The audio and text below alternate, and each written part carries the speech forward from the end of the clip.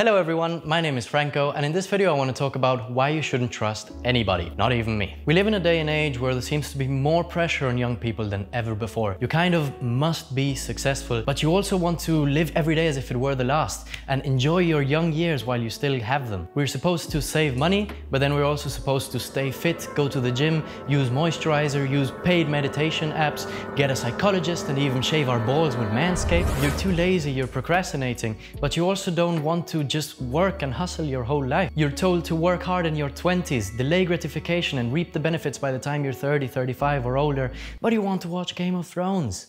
That's me. And most importantly, you feel like you're wasting your youngest years in setting up a life of work and hustle instead of doing the things that you know you won't be able to do further down the line. A fit millionaire will never know what it feels like to backpack across New Zealand without a penny in your account. But on the flip side, there seems to be more people than ever that won't be able to afford a house, won't be able to create a family until it's too late for them. So what the f is going on? So let me first say that I am only 21. I am broke and I have been my whole life. So the people that I am criticizing today are all much more successful than me, and their opinion has objectively more value than mine. So please take everything I say with a mountain of salt.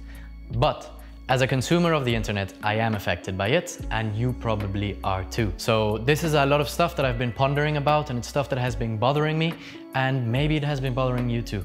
So let's jump into it. So let me tell you a bit about the people I follow. And since most of my following is on YouTube, I'm going to tell you about YouTube. So my following consists of videography and photography channels, such as, for example, Peter McKinnon. Then I have some kind of self-made millionaire channels, like for example Iman Gadzhi or Alex Hormozi. Then I have a couple productivity channels, like for example Matt D'Avella that I follow. And lastly, a couple comedy channels, like for example Drew Gooden. Now, when I follow photography and videography channels, I feel like I have to follow my passion. I need to become an artist and live the artist way. But then I watch the self-made millionaires and I feel like I need to be rational, I need to be logical, and you have to take calculated risks, and I need to work hard now so that I can enjoy in about 10 years. And most importantly, I shouldn't follow my passion because that is not rational and it's probably not the best way to make money. But then again, I watch people like Matt. Can I call you that?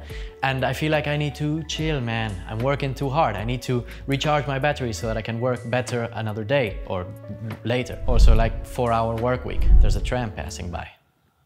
And then after all of that, I watch comedy channels and I feel like I'm thinking about this too much. I'm stressing enough and all these people are just too stuck up in their ways. I just need to be a normal human being and life will guide me in the right direction. But then again, if I listen to the comedy channels, then the millionaires will say that I'm wasting my life. So should I have a life or should I work? Should I go traveling as a backpacker or should I just stay home and again work? Should I use the internet to my advantage or should I just avoid it altogether? And that's only on YouTube. Start talking about books, it's a completely different story. There's books like The Productivity Project that will teach you how to use every hour and second of your life productively, while there's books like 4,000 Weeks that tell us that we have forgotten to enjoy leisure time. There are books like The Millionaire Fast Lane that make you feel like an idiot for not being a millionaire yet, while books like Your Money or Your Life tell you that you shouldn't aim for being a millionaire, you should aim for having enough, and being a millionaire is just a waste. People that are millionaires will tell you that you should outsource as much stuff as possible so you have more time to focus on your work, while FIers, financial independence guys, will tell you to do as much stuff as possible yourself so that you can become a capable human being. So that you can become a capable human being. And then there's religion. Oh boy, don't even get me started on religion. It seems like everyone can choose whatever they want nowadays. Of course, there's a few exceptions to that, but you know what I mean. The Quran seems to be gaining heat, and meanwhile the Christians, agnostic and atheists are doing Buddhist things like, for example, meditation or yoga or veganism. So what am I getting to here? Well, there's a term in chess called chess blindness, in where a player starts seeing all the possible moves that one could do on the board. By the way, there's more possible moves in chess than there is atom in the universe, so this is a lot of possible moves. And then he becomes so entranced by all of these moves that he forgets even the most basic rules and usually loses or has to forfeit because of this. I think this is what's happening to me in real life.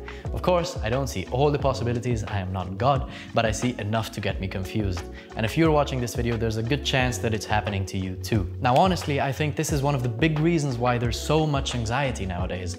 We're living a life that's so much more comfortable than it used to be, and yet there seems to be so much more anxiety. In my opinion, this is because amongst other things, we are not only living our lives, but we are living through the lives of hundreds of other people that are giving us contradictory information to the point where we don't even know what to do with the most basic decisions in our life. So, for example, I personally value having a good mental and physical health. So there are people like, for example, Iman Gadzhi that would tell me that I should meditate and exercise every single day, while there are people like Alex Hormozi that tell me that I shouldn't waste my time doing these stuff, that if I'm dependent on a routine, that I'm weak, that I should make a shorter time between the time that I wake up and the time that I start working. Just so you have an idea, Alex Hormozi worked between 16 and 18 hours a day at one point in his life, and it is very hard to imagine that one can become really successful without going through this, at least in a certain period of one's life. But there comes Tim Ferriss telling us we can have a 4-hour work week and become millionaires that way. This means that there are some days where I go to the gym, I meditate, I journal, I shave, like I don't know, I keep myself clean, I do everything that I need to do, and then I'm pissed at myself because I only had half an hour to work on my YouTube channel. Whereas there are other days where I do everything that needs to be done. For example, I do Uber Eats or I try to find a job, and then I get pissed off because I'm not taking care of my mental health enough. So obviously I should find a balance, but what balance is that? Should I do like Iman Gadzhi, do everything every single day and just be okay with the idea that I'm going to work less every single day? Should I keep a weekly balance where some days I work more and some days I take more care of my personal, physical and mental health? Or should I just do like Gary Vee and hustle every day like there's no tomorrow, and then I'll be able to reap the benefits at one time where I'll have the freedom to do whatever I want? And now, am I overthinking or am I not thinking enough? After all, if this is the one life I have and I just say, I'm overthinking and I don't do anything about it, aren't I just wasting my life? So as you can see, this is all a real conundrum, a real head if you will, but there is a solution. I guess it's easier said than done, but there is a solution. And the solution is you gotta find your own path. Hey! And people will say, of course, that's obvious, Franco, but is it really? I really like using the story about the Buddha's enlightenment as a metaphor for this. Now, don't get scared, I'm not going to try to convert you to Buddhism, this is just a story that represents this very well. So the Buddha, before becoming enlightened, he was called Siddhartha Gautama. I don't know if I'm pronouncing that right, but I think that's how you say it. But anyways, Siddhartha Gautama, he went through many different religions, through many different mentors and philosophies before he made his own, before he created Buddhism. So for example, he started off by meditating with many different mentors, and then he decided that was not the way to enlightenment. Then he followed the ascetics, which thought that deprivation was the way to reach enlightenment. And after almost dying, he discovered that this was also not the way to do it. So it was only after he started nourishing his body and searching for enlightenment in his own way that he found it. So I have my trusty old computer here. I hope you enjoy the stickers. And let me just read you something real quick. So this is about Buddhism, and it's more specifically about the topic of dukkha. And I quote, "Dukkha is the Pali term used to describe the Buddha's first truth. Dukkha is often translated as suffering, but it is better to consider it as unsatisfactoriness. It can be gross, such as our struggles with mental torment, severe illness and death, or it can be subtle, such as not getting what we want exactly how and when we want it. Essentially, Buddhism is about reducing and uprooting the root causes of dukkha, greed, ignorance and hatred. The teachings of Buddha invite us to see and realize awakening for ourselves, as no one else can do this for us." So am I saying you should leave everything behind and become a Buddhist? No. If that's what you took of this video, you didn't understand, you should probably watch it again. Although it would help me if you watched it again anyways, because I would like to have the views. But no, that's not what I mean. You have to question everything. If you're a Buddhist, for example, how can you acknowledge, like if you're a true Buddhist, how can you acknowledge the power of money? Because whether you like it or not, money has a real power on this world. And it has also not only bad power, it has good power. It has the power to give you independence, freedom, and most importantly, give you those same things for your future family. Also, Buddhists, not Japanese Buddhists, but Nepalese Buddhists, for example, they're vegans, right? But what, are you just gonna eat soybeans that were farmed off of burnt Brazilian ex-rainforest and claim that that's better than eating meat? Is it really? So Buddhism wants us to give up the self, to become the observer of our body and our emotions, not the followers. But it is by following the persona that we created for ourselves that we have the possibility to build empires. Sometimes we can only achieve our dreams by imbalance, by pulling all-nighters, by working hard. And a lot of that power comes from the willingness to be consistent with the certain persona that we created for ourselves. For example, this is not me, that's not what I believe, but like if I believe that I am a hardworking person, I am going to do whatever I can to prove to myself that I'm a hardworking person. And yes, there's a certain imbalance for that. There's a certain proneness that I might get to mental burnout, to panic attacks even, and stuff like that. But that does mean that I have a higher chance of being successful than someone that has a self-image of being lazy. So I could go on and on about this, but it will probably just turn into ramblings. The reason I make this video is because I see too many people that identify as hippies, hipsters, hustlers, vegans, feminists, whatever, and too little people that are questioning their beliefs. Listen me out, this is the best sentence I ever came up with, okay?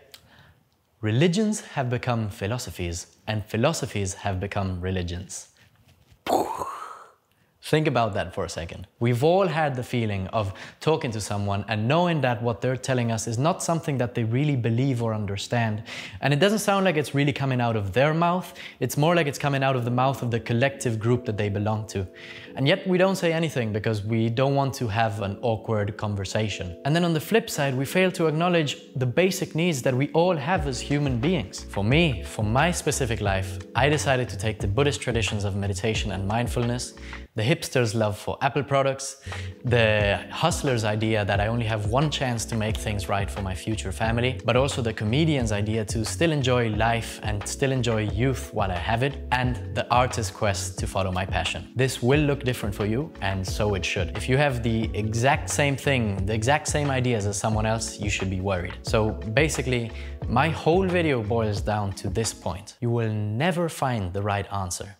All you can do is keep discarding the wrong ones. Anyways, that's it. And before I forget that this is a YouTube video, if you enjoyed this type of content, don't forget to like and subscribe.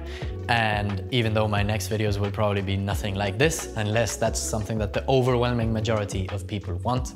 And if this doesn't get you commenting down below, I don't know what the hell will. Okay? These are my life thoughts right here. So if there's something that you disagree with, something you would like to add, or even something that you agree with, please let me know down below. I would really appreciate it. And as soon as I notice, because YouTube Studio is not sending me the notifications, but as soon as I notice, you can bet your ass that I'm going to answer that comment. Anyways, thanks for watching, and I'll see you in the next one.